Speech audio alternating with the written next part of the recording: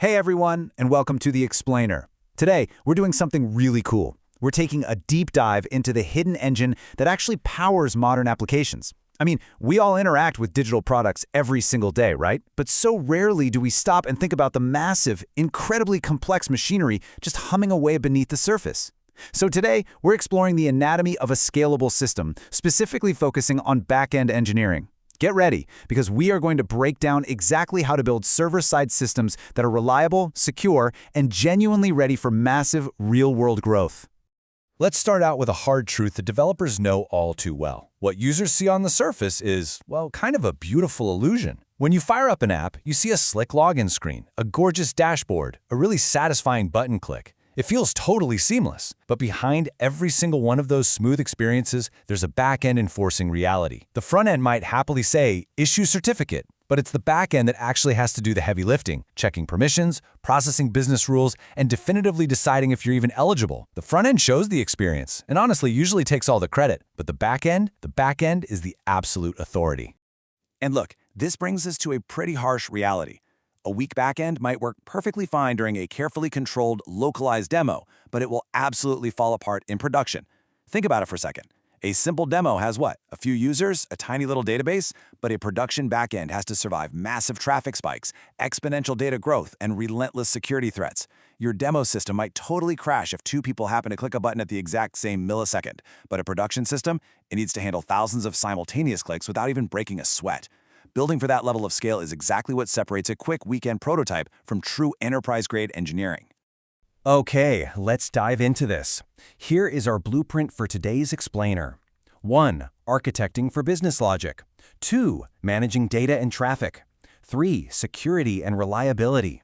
And 4. The system in action.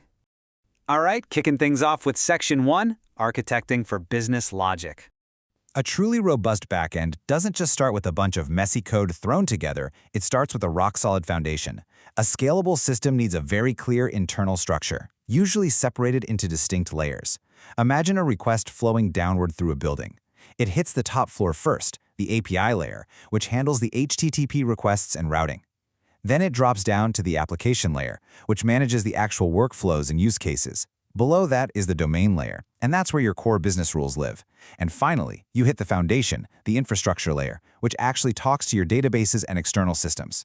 We absolutely need these crystal clear responsibilities to avoid just dumping every single piece of logic right at the entry point of the app. Which leads us directly to a super common and frankly very dangerous mistake, the fat controller.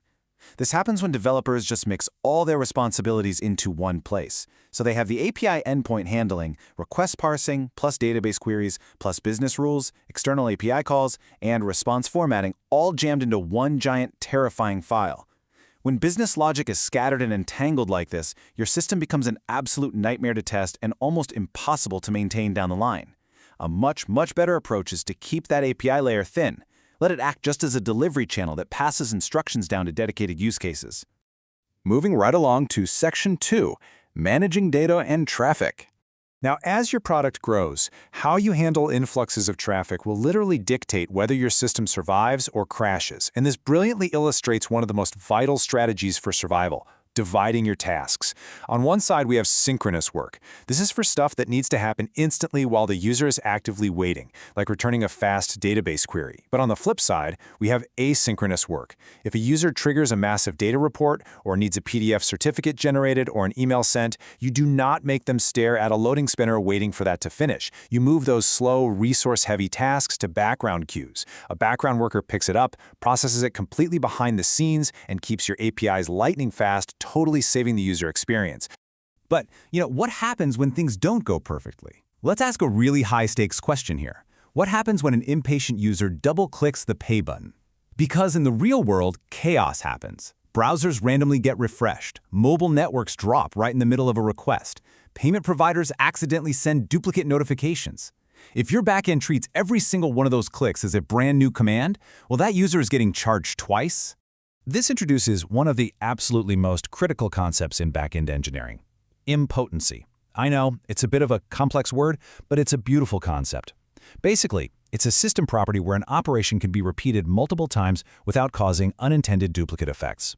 So in the context of our double-click scenario, An impotent API recognizes that the second click is just a duplicate of the first, and it safely ignores it. No double charges, no accidental duplicate enrollments. To really hammer this home, let's look at this quote straight from the source. An idempotent operation can be repeated without causing duplicate effects. Handling these duplicates safely, usually by using things like idempotency keys and strict database constraints, is a true hallmark of production engineering. Because at scale, duplicate requests aren't just a possibility, they are an absolute guarantee.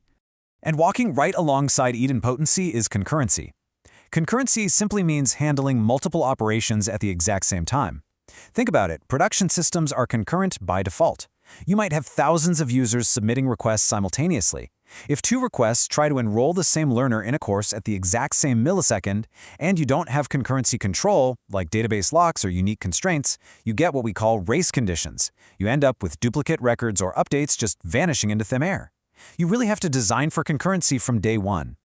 All right, on to Section 3, Security, Reliability, and Deployments. Once a system is handling real, live traffic, the stakes become incredibly high. Security isn't just about throwing up a login screen. It is about continuous authorization. A super common mistake is checking only a user's role, but totally forgetting about ownership. So yes, someone might have the role of learner, but they should only ever be able to access their own certificates, not someone else's. Furthermore, in multi-tenant systems, like a software platform serving multiple enterprise companies, you need strict, unbreakable boundaries. An admin from company A must never ever see data from company B. A single-tenant data leak like that can literally destroy a business's reputation overnight. And listen, when things do go wrong, and they absolutely will go wrong at some point, you need observability. Metrics, logs, traces, health checks, and alerts. Without observability, debugging production issues is literally just guesswork. You're flying blind. When users complain about a broken feature, engineers need to be able to immediately answer what happened, where exactly did it fail, and who was affected. Distributed tracing lets you follow a single request as it jumps across multiple different services so you can pinpoint the exact spot where the bottleneck or failure occurred. Let's move to Section 4, the system in action. Let's see how this all builds together. We've talked about a lot of isolated concepts today. APIs, queues, idempotency, observability. So let's synthesize them by looking at a real-world example, the Uplatz learning platform. It's not just one big, messy chunk of code. It uses a clean API layer to expose endpoints for the web and mobile apps. It utilizes background workers to asynchronously generate those heavy PDF certificates we talked about. It relies on message queues to decouple services, meaning a payment event automatically triggers an enrollment without forcing the user to wait on a loading screen. It relies on strict database schemas with unique constraints to prevent double bookings. And layered over all of this is tenant-aware authorization, ensuring corporate data is strictly isolated. Every single concept we discuss works together as one unified machine. So, the crucial point is perfectly captured right here. A scalable backend is not just a collection of endpoints. It is a carefully designed system. It deliberately separates business logic from delivery mechanisms. It pushes slow work to the background asynchronously. It handles retries safely. It constantly observes itself in production. It is a deliberate, meticulously engineered architecture. Which leaves us with one final, provocative question to ask ourselves today. Is your backend truly designed for real production scale? Or is it just barely surviving a demo? It's definitely worth auditing your own systems to see where they actually stand. Thank you so much for joining me on this deep dive. I hope you found this explainer as fascinating to explore as I did to share with you. Keep building, keep learning, and I'll catch you on the next explainer.